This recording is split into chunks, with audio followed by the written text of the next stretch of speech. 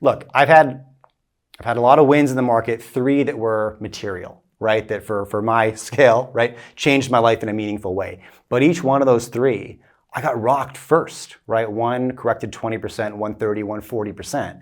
Had I a stop loss in place, I never would have realized that win. You got to accept the volatility of this industry if you want the upside. And so to me, when I look at investors who jump in quickly but leverage tools like that, it's like you're using that as a crutch or training wheels.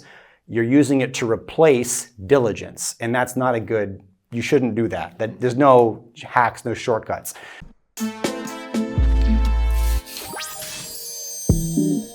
Think. Act. And prosper. You are now tuned into the Money Level Show. Hey everyone, welcome back to the show. Here with Jay Martin of Cambridge House in the flesh. How you doing? I'm good. It's good to be here. It's good to see you. Yeah, totally. You know, we had a Zoom interview, did pretty well, and you know, folks that were commenting on the video, they were like, "Yeah, Jay's a solid guy." Cool. So you got a good reputation online. People respect the work that you do, and even your perspective on you know, these markets, navigating markets and things, navigating life. I think you talk about more than just markets. Like I hear you talk about your family and things of that nature, and principles that you live by and things of that nature. So, you know, it's good to get that well-rounded approach. It all blends together. Yeah. Right? Yeah. It's a holistic approach. And I was interviewing Frank Justra earlier, and we talked a lot about his philanthropic work and just like where some of that passion comes from, you know, his experiences as a kid, you know, things like that kind of shape how you move throughout the world, you know, and I think those things are important. 100%. Yeah. So you're here at the Rural Symposium. Is this your first time here? It's my first time here since he moved it to Florida. You know, it used to be in Vancouver, and I live an hour north of Vancouver, so I would go every year. And Rick's been giving me crap every year for not coming to his conference, you know. So I'm here this year. I mean, I'm so glad I came, honestly. Like, I used to attend a lot of events. I've probably been to like 200 investment conferences in the last 15 years, and I produced about 60 or 70. I'm having a really good week. The content here is extraordinary. Quality of folks is amazing. Companies are good. A lot of companies I'm a shareholder of here. But I'm just like, I'm being very inspired by this market right now because the investors are asking great questions. The companies that kind of meet the criteria of attending an event like this are very high quality. And I think the market's in a sweet spot. Like, I love this market exactly where it is right now. It's like not too hot, not too cold. Good companies are getting rewarded. Bad companies aren't. That's healthy, right? When a rising tide starts lifting all boats, like that makes me nervous. So I like this market right here. Yeah, for sure. So you've interviewed a lot of guests, and we kind of talked about this before, just like as content creators, as hosts, we have our own filters, and you know, things that we learn, things that we hear from guests that we may or may not agree with, or we may take some nuggets of truth here or kernels of information here where, okay, I can add this to my bag, you know, whatnot. And so how are you doing, like, filtering all of this? Because, you know, we don't, it's kind of an echo chamber in some sense, but then you get various viewpoints where people may disagree, you know, and I know you've you know, moderated and facilitated discussions on gold versus Bitcoin and many other different topics and stuff. And so how are you what kind of filters do you kind of have that help you filter through some of this? The top one is you can listen to as many opinions and personalities as you want to and read all the newsletters, listen to the podcast, do all of that, and learn from folks who've been in the business a lot longer than you, learn from folks who seem to be doing it right. But at the end of the day, you got to remember it's your money, it's your risk tolerance, it's your time horizon, it's your available capital. So nobody else's rules are going to apply to you. And more importantly, nobody else's portfolio choice is going to apply to you. So never buy something because somebody else did or told you to. That's a recipe for disaster. You know, 2 months ago, New York University put out this report. They studied the activities of 3,000 different retail investors. And they determined that the average time an investor spends researching a company before they buy a position is 6 minutes. And the average number of resources that investor will research before making a decision is 1. Meaning they will look at either one price chart or one company report. And I would wager that when it comes to company reports, the majority of those are company-sponsored reports that the investor is believing is research, and it's advertorial, right? So, people jump in too quickly for the wrong reasons, and they do it because they lack a framework, some decision-making methodology that helps you stay disciplined. You should have that, right? You need to have that and listen to what everybody else is doing, but then put it through your lens, your filter. Well, here's how I operate. Here are my guardrails. And, there's a lot you can say about that, but, I have a portfolio worksheet that I use for every stock I own, right? I'll document, I'll write down usually around 3 to 5 reasons that I bought it. If it's a speculation, I'll write down the 3 to 5 catalysts that I believe should increase the value of the company. And when I anticipate those occurring, I'll write down the 3 to 5 red flags that would make me change my thesis. And I'll identify my time horizon, how long I intend to be in that position. Now, none of that makes me right. The reasons I bought aren't like absolute truths. The catalyst could be the wrong catalyst. I could get it wrong. But doing that work gives me a massive competitive advantage. And mostly because this is such a volatile industry, so frequently investors lean on tools like stop losses. They're like, oh, I jumped in quickly, but it's okay because I used a stop loss. So my downside is protected. Like, no, look, I've had a lot of wins in the market, 3 that were material, right? That for my scale, right, changed my life in a meaningful way. But each one of those 3, I got rocked first, right? One corrected 20%, 130, 140%. Had I a stop loss in place, I never would have realized that win. You got to accept the volatility of this industry if you want the upside.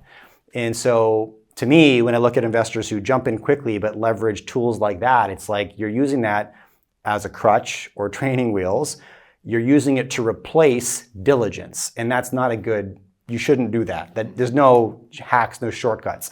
And so, and my investor worksheet, like Rick Rule does the same thing. Brent Cook does the same thing. Lobo Tigra, the same thing. They all do it in different ways. Rick writes himself an essay. That's how he does it. And he does a hard copy with a pen and a paper. You know what I mean? And, I do it digitally. But the point is putting in at least that amount of work. 2 things happen. You're going to do way less deals because you need to put the work in to hit the buy order. And secondly, when that volatility hits, you have something to fall back on. And you can say, well, I'm down 30% on this position, and I bought a quarter ago, like 3-4 months ago. But my expectation is to hold this for 2 years. So does it matter what happened inside of 3 or 4 months? Well, I don't know. Let's look back at the reasons I bought. Have those changed? The catalyst that might move the stock. Well, we're not even there yet. These were a work program that's probably going to happen in 8 months. So we're not even there yet. So it doesn't make you right, doesn't prevent losses by any stretch, but man, it keeps you out of trouble. And it gives you that document to go back to and say, and just revisit your conviction, question it, and then stomach the volatility when it inevitably hits you. Mm-hmm. Yeah, and that's you mentioned like you shouldn't escape diligence, and that's a lot of work, right? Yeah. Just thinking about turns out it should be, right? Yeah, even just thinking about it. I mean, because I've been guilty of just throwing a little capital here and there. Of course. Based on everybody does that. Based on just things I like or I see in the company or a conversation I've had with a CEO or things of that nature. And then I go do some more due diligence on the back end, but I'm not putting like a lot of capital in, but at the same time, it's probably not the best practice, but who knows? I may win on some of those trades, who knows? Yeah. But I think that one of the things that I was thinking about earlier, I was reflecting on and because the first time I came, I didn't really know much about like the exploration side of things, and now that I'm here, 2 years later, I'm kind of finding my niche, which has been mostly royalty and streaming, and that's something that I've really been into, and And I just had this weird like reflection earlier, and the reflection was like, let me not think I'm smarter than some of the folks here, because I was just thinking like, what if like these trades? I mean, because these have been some hard trades, especially in the exploration space for a while, and we're still waiting on like miners to move and all of that. And I was thinking about that. I was like, how long is it going to take for these to materialize? And then I started reminding myself, there's some brilliant people here, that know what they're doing. Frank Justra, Rick Rule, and who buy these stakes in some of these companies. And so, obviously they know the reasons of why they're investing in there. And there's also, they understand the risk there too. Because I've had people say, oh, I put all my money in this company and then they lose. And it's like, well, that was poor risk management. And so you shouldn't put all your eggs in one basket, and you should be diversified and understand that there's risks to any type of investment. Rick Rule is not going to be 100%. Frank Justra is not going to be 100%. Like, and so just understanding that. And so that was something I was reflecting on earlier. It's part of the game, absolutely. And, that theory, right? If you're hunting down 5 baggers, you can afford to be wrong 4 to 5 times and come out even, right? So you got to accept those losses in an industry this volatile. And that's why I say, like, have something to fall back on, and it doesn't matter what it is, right? Like, you just have some kind of a framework, some kind of a methodology or thought process. And also, like, this is the most annoying rule that I have for my personal portfolio. I really limit the number of stocks I'm willing to own. Mm-hmm. And it's frustrating because I've been caught many times where I am fully allocated and I see something amazing. And I'm like, what am I going to do? I have confidence in everything I own, but I don't want to miss this. And it came from somebody I trust, and it's early, and it's great. And so learning from that experience having occurred so many times, now I'm just way more patient before I take a position, because I know I want to leave some, not just dry powder, but space in the portfolio if I want to stick to my framework, which is so annoying. But when I do, it works. Mm-hmm. When I don't, I nearly always regret it, There's a new bus every 15 minutes, right, when it comes to this market, and they all look so good. You know what I mean? I think of my brother, that came from a dating app he was on, but it applies to the junior mining sector. There's always a new deal, and it's always promoted so well. And so anyways, yeah, having some kind of framework to fall back on and be like, just moderate your emotions. Mm-hmm. It's clutch. Yeah, so yeah, clutch. for sure. So what are some of the, outside of like, your own portfolio, what are some of the, like principles that you apply with just life and how that impacts, wealth building, fatherhood, all those different types of things. Like tell us more about like just some of the life principles that you implement. Man, so I got 3 little boys, 4, 6, and 8. We're pushing for that daughter, And my wife and I talk about this often. Like, what are the character traits? If we can sit back in 20 years and say we did our job well, what are the character traits that they will have adopted? And for us, it's creativity, it's persistence, and it's confidence, right? And for us, it's like the world's going to change really fast. I don't even know what kind of employment opportunities are going to be available when my 8-year-old is 20, right? It's really tough to know. But I know that if he's creative, he'll be able to solve problems. And creativity is an asset in any economy, in any stage. If he's confident, he will put those ideas into the world. Yeah. And if he's persistent, this is the most important, he'll keep trying when that first and second and third idea fails, right? Like, that's kind of it. And obviously those came from personal life experience, right? That you just, if you've been fortunate enough to have mentors or just read about people you want to aspire to be like, right? And I've had both. That's consistently the recipe, right? We didn't reinvent the wheel. It's like that's all over the place. And the people that I want to, whose lives I'm trying to emulate for myself, right? It's those 3 things. And so, therefore, like, I now have an obligation to lead by that example, right? I can tell my kids, kids will listen to nothing that you say, but they will do everything that you do, right? So it's up to us to lead. If I want my kids to be creative, persistent, and confident, then I got to make sure I'm carving that out in myself. Right, we really push sport on our kids actually as what I love about, and my employees too, by the way, like if I'm hiring, one of the most important things I can see in somebody's resume is a history of competitive sport. Because competitive athletes, doesn't matter what level, they just took it real serious, you know? They understand better than anybody the direct relationship between the transactional relationship between hard work and reward.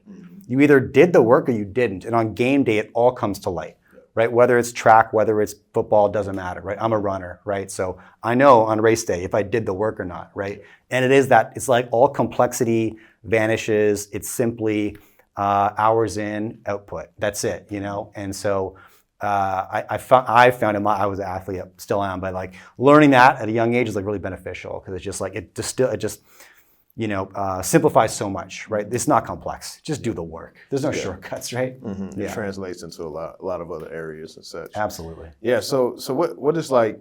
So when you're thinking about some of the values like creativity, persistence, confidence, what are some like practical things that you do to like help your kids like grow and learn that?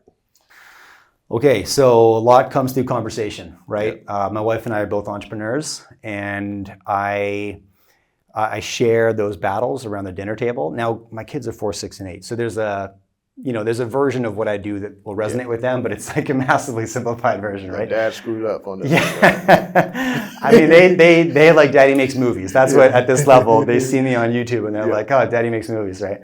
So that's kind of their understanding. But, you know, we like script little business plans together, and they're super light and fun. But, you know, the way I describe my career to them, and any career, is like we all grow up and we get to play a game, right? Different games have different rewards. The hardest games have the highest rewards. You could play any game, right? And there's no bad games, right?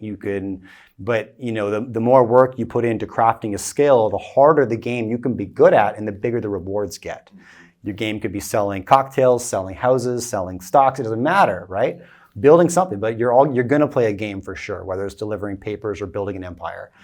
And we all get, and you should think about it that way. Yeah. You know what I mean? Sure. Because we're lucky. Like you probably love what you do, right? You're very good at it, and you know I love what I do. And most people aren't that fortunate, right? They go to a job every day where they have to dull their pointy edges. Mm-hmm. They have to manipulate their personality just a little bit to fit in the workplace. Yeah. They don't get to be who they really are, right? They got a bit more polite, a bit more patient, a bit more politically correct, whatever. And that's the majority of their life, because they're sleeping or working in this little window outside of that. So for the majority of their awake life, they're pretending to be somebody they're not. They're not developing their inner character. And that's so unfortunate, right? Because you numb and you mute who you might have become. Mm-hmm. It's a trap that 95% of the world falls into, and it's, you know, I don't know what to say about that, but if I can arm my kids with the confidence and creativity to get a jump on building something, I definitely want to do that. Having said that, as you know, entrepreneurship's not for everybody, and it can be painful. Yeah, for sure. I mean, and for me, like, you know, I still work 9 to 5, but it's one of those things where, you know, I'm working towards my entrepreneurial goals while I'm doing that. And it's like a balance too. It's like a hard balance because, you know, which I've loved your perspective on this, because, you know, you're building, you know, we're kind of working on our dreams and some of the things, which, I mean, some of it could be passed down. Kids may want to pick up Cambridge House later on in life, maybe not, you know, who knows. But, you know, focusing on spending time on developing their dreams. So like my son, like he wants to own a bakery, you know, and so for me, like I have to do things like, okay, well, let me give them opportunities to make stuff around the house. Just don't burn the house up, son. You know, like or whatever. So like create the space for that, and so that dream or that passion can begin to develop and then blossom at some point. And so I've been kind of thinking about that, but it is tough. Like, you know, with the busyness of life, and then, you know, me having, you know, my own job, and then take care of the fam, and then also like doing my entrepreneurial things on the side, you know, and trying to build that up. So it does become like a hard balance, but it's like something that needs to happen. Like there's conversations sometimes I have with my wife where it's like, hey, we can't be lazy. We got to get the kids out. Mm-hmm. You know, we got to get up. We can't be lazy. We got to get out the lazy mindset. I know we're tired. Mm-hmm. I know we want to sit around the house today, we need to get these kids out the house and doing something productive, you know. for And you. so so that's hard, something. right? It's tough. It's tough. But Yeah. I love to hear some of your perspective on that, and just what are some tools or things that you found helpful. I mean, you just like nailed it. And I have been in that situation infinite number of times where it's Saturday. It's like, I'm exhausted. My wife's exhausted, but we got to get the kids up. And I think if anything, it just comes back to, what do I want? What do I need? I need to lead by example, right? There's nothing else I can do. And it's so beneficial to two things. One, it's cliche, but just how am I going to feel at the end of the day, right? You know how you feel after a super productive day when you just slash the tasks off your to-do list, and maybe you completed or closed something, but it doesn't matter if you were productive and actually moved the needle on an important project. The way you feel at the end of the day, right? And if you also got a good workout in, you feel like $1 million. Whereas some days you can be really busy, but you're just spinning your tires and it's hard to know if you actually accomplished anything. I don't feel like $1 million after that, right? I do when I am productive. And so I think reframing the morning mindset to be like, okay, I feel tired now, but how do I want to feel at 7 p.m.? I want to feel like a champion, right? And so, and that helps. And then, just because one day we're going to look back on when our kids were 2, right? 7 and 15, or 2, 4, and 6. And we will give anything for a day with that 2-year-old. Yeah. Even the worst day, when they're a nightmare, they're exhausted and spazzing, and terrible too. Yeah, exactly, right? And I just know in 20 years, there's nothing I wouldn't give for my absolute worst day with the kids today. And so if I can take some deep breaths and think about that and be like, well, let's just think about it this way, right? Yeah. And then I get a little bit inspired. So you mentioned fitness and things of that nature, and that plays a lot into just physical wellness, and I mean it helps mental and emotional as well. And I was talking with another person here, a speaker here who lost quite a bit of weight, and I saw that. And so I acknowledged it, and we were just having a chat, and I said, health is wealth. Like if you're not healthy, like you're not going to be able to really enjoy your wealth and things of that nature. And so like what part of health does this play into like your overall holistic approach to life? And then also, do you implement anything like meditation or things of that nature to kind of help you muscle through some of those tough days? Yeah, I mean, from a health standpoint, if I have a goal, it's to be able to like sprint and juke after my grandkids. I want to be quick on my feet and agile, And so anything I do, and there's a lot, has to feed that bigger goal, right? So the fitness today, the supplementation today, the therapies today, like it's all about longevity. And, it's funny, like I've always kind of been in that sort of biohacking as a personal interest for about 15 years. And if you had asked me 10 years ago, I would have said, I want to run a marathon on my 200th birthday. And if I don't get that opportunity, my kids will. I don't feel that way anymore. I'm tired, man. Yeah. No, but I want to live 100 epic years. Yeah, and then I want to check out. And honestly, this is a bit maybe dark, morbid, or not. I think the final gift we give to our kids is like completely getting out of the way, influence, like you just completely check out and clear the way for them entirely, right? They say that the two most, impactful experiences in your life are the birth of a child, the death of a parent. So why on earth, like that is a gift. It's a weird one, but that's the final gift you give your kids, is that traumatic experience that they hopefully grow from. Yeah, it is. So, yeah, what was the?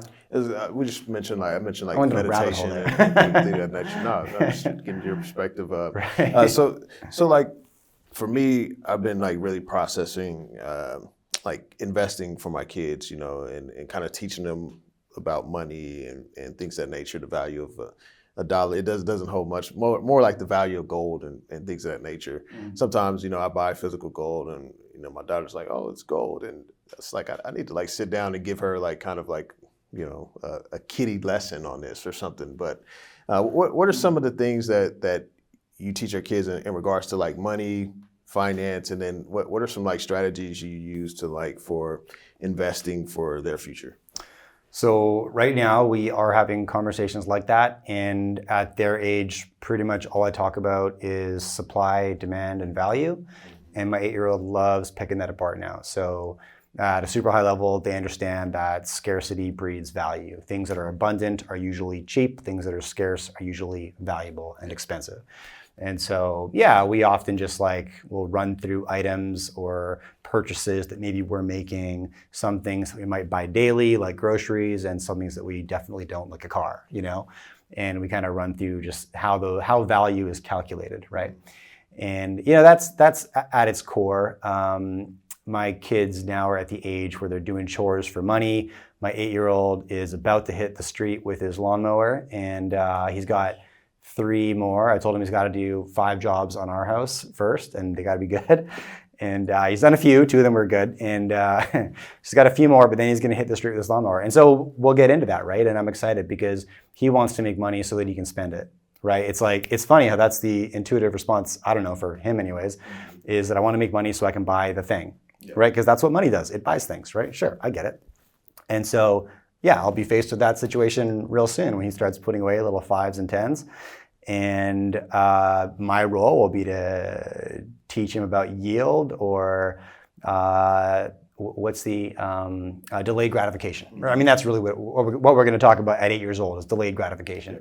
Yeah, you could buy the $2 thing today or the $30 thing if you wait 2 months, right? Yeah, for sure. Yeah, that's something. I've had plenty of conversation with my son, and I mean, he's 15, and this summer I got him going to an internship, and it's like, okay, you need to do an internship. You're going to be 16 this year. You're not just going to sit on the house. You're not just going to sit in the house, eat up all the snacks, play video games, run up the electricity and the internet, right, and visit with your friends. I know it's summertime, but we need to do something productive. And so, at first he was kind of resistant to it, but now he's kind of coming around to it because he knows, okay, well, if he wants to get that car, he wants to, own a vehicle, drive, and have those types of responsibilities, and eventually, enter the workforce and be able to make money. Yeah. He needs to have that experience, and so so it's pretty good. So yeah, thank you, Jay, for coming on the show and everything, and talking to life. I mean, I love just talking life and just hearing people's perspectives on how they approach different things, because ultimately, I mean, investing is fun. I like it. I like money and everything, but it's not everything, and so it's good to hear from the guests just some of the things and life principles that you implement in life. So yeah, man. No, I appreciate it. It's always good chatting with you. Yes, indeed. Appreciate you. Yeah, man.